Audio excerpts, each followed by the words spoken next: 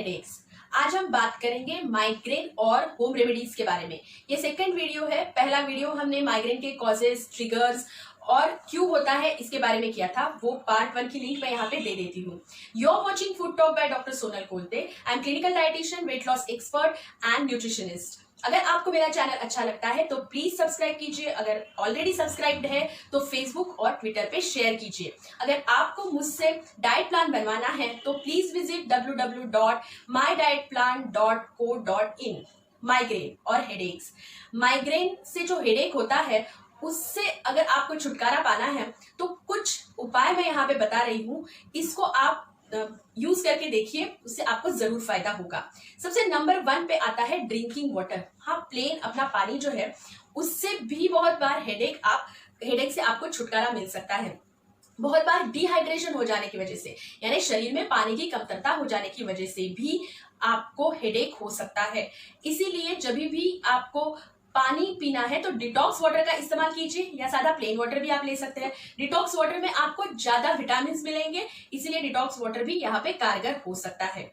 दूसरे नंबर पे है अल्कोहल। अल्कोहल से, मोस्टली रेड वाइन से आपका हेडेक बढ़ सकता है। अल्कोहल वासोडाइलेटर यानी आपकी जो ब्लड वेसल्स है उसको डायलेट कर देता है, यानी बड़े कर देता है। उसकी वजह से बहुत सारा वाटर लॉस हो सकता है। डायूरेटिक्स करके ये काम में आता है। वाटर लॉस की वजह से अगेन आप डिहाइड्रेट हो जाते हो और हेडेक बढ़ जाता है। इसीलिए अल्कोहल अगर आप बंद कर देते हो, अगर लेना बंद कर देते हो तो आपका प्रॉब्लम वैसे ही कम हो जाता है। नंबर 3 पे है inhalation of some essential oils. यानी अगर आप कुछ स्मेल करते हो ऑयल्स, आप कॉटन बॉल्स पे या आपके हैंकरशिप पे कोई ऑयल लेते हो और वो कंटिन्यू उसका स्मेल लेते हो तो भी आपको अच्छा लगेगा, माइग्रेन कम होगा। माइग्रेन की जो इंटेंसिटी है, जो बहुत ज्यादा हेडेक हो रहा है, वो आपका कम हो जाएगा। लेवेंडर ऑयल है, peppermint oil, jasmine oil, rosemary oil, ये कुछ ऑयल्स हैं जो सूदिंग इफेक्ट देते हैं और पेन को कम कर देते हैं। नंबर 4 पे है योगा और मेडिटेशन। योगा और मेडिटेशन एक रिलैक्सिंग एक्सरसाइज है और योगा में कुछ ऐसे आसन हैं जिससे आपका स्ट्रेस रिलीव हो जाता है, सीरोटोनिन सीक्रेट होता है और सीरोटोनिन का प्रोडक्शन बहुत ज्यादा हेल्प करता है जब माइग्रेन का पेन आपको होता है उसको रिलीव करने के लिए। नंबर 5 पे है डाइट।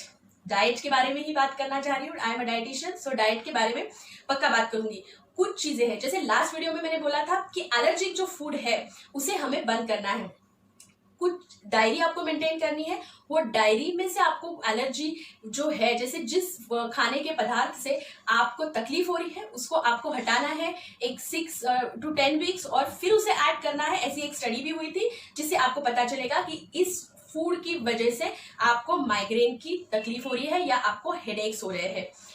उसके बाद आता है डाइट में और बहुत सारी चीजें हम ले सकते हैं, जैसे डेयरी प्रोडक्ट से ट्रिगर होता है। डेयरी प्रोडक्ट नहीं लेना है हमें। पीनट बटर, पीनट, इसको भी हमें नहीं लेना है। चाइनीज में जो MSG यूज होता है, मोनोसोडियम ग्लूटानेट, MSG जिसे हम बोलते हैं, वो भी ट्रिगर करता है। कुछ फ्रूट्स के बारे में भी मैं आपको बताना चाहूंगी, जैसे कि बनाना, सिट्रस फ्रूट, अंजीर, अंगूर, papaya, pineapples, raspberries, red plums और किशमिश। इससे भी आपका जो माइग्रेन है या हेडेक है वो बढ़ जाता है, ऐसे बोला गया है। ये फूड माइग्रेन के लिए ट्रिगर होते हैं। ऑर्गन मीट्स, कुछ और फूड्स के बारे में बताती हूँ, जैसे कि एज्ड चीज, बहुत पुराना जो चीज है, खट्टा क्रीम है, ये चीजें भी नहीं चलती है। सोया सॉस या सोया से रिलेटेड जो चीजें हैं वो भी इसमें मना की है। फर्मेंटेड फूड, बहुत ज्यादा फर्मेंटेड फूड या टीन में बंद किया हुआ डब्बा बंद जो पदार्थ है वो भी आपके माइग्रेन को बढ़ाता है। कुछ लेग्यूम्स जैसे कि लेंटिल्स है या सोया प्रोडक्ट्स है, वो भी माइग्रेन में आपको तकलीफें आपकी बढ़ाएगी।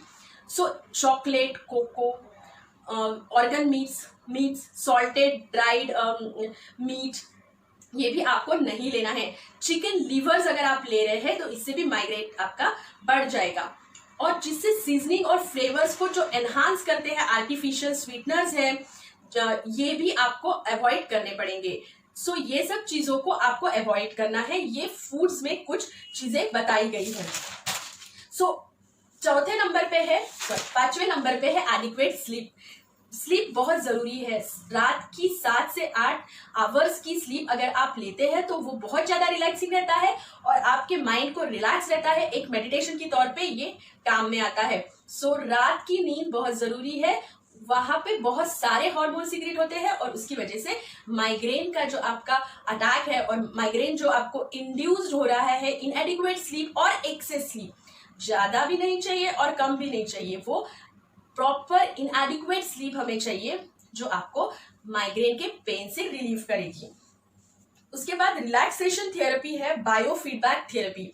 डॉक्टर्स की ये एक थेरेपी है जिसमें वो मानते हैं कि अगर आपके हाथों का टेम्परेचर बढ़ा दिया जाए तो जो ब्लड आपकी ब्रेन की तरफ ज्यादा गया है या उसका टेम्परेचर ज्यादा बढ़ा रहा है तो वो डाइवर्ट होके हाथों की तरफ आ जाता है और उसकी वजह से भी माइग्रेन कम होता है।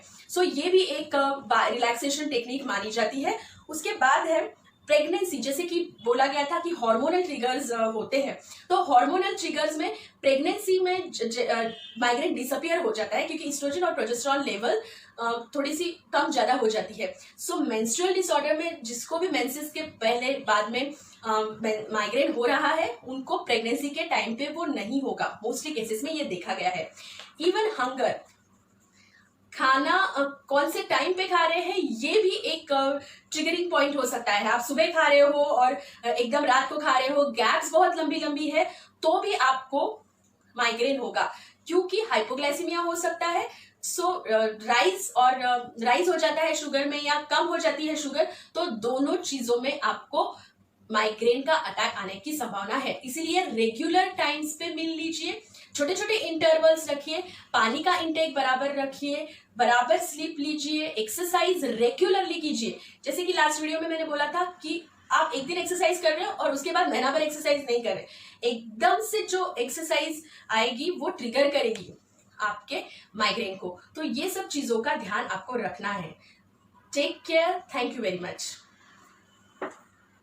स्टे ट्यून, मिलेंगे नेक्स्ट वीडियो के साथ, नए टॉपिक के साथ और नई जानकारी के साथ। सो कनेक्टेड रहिए।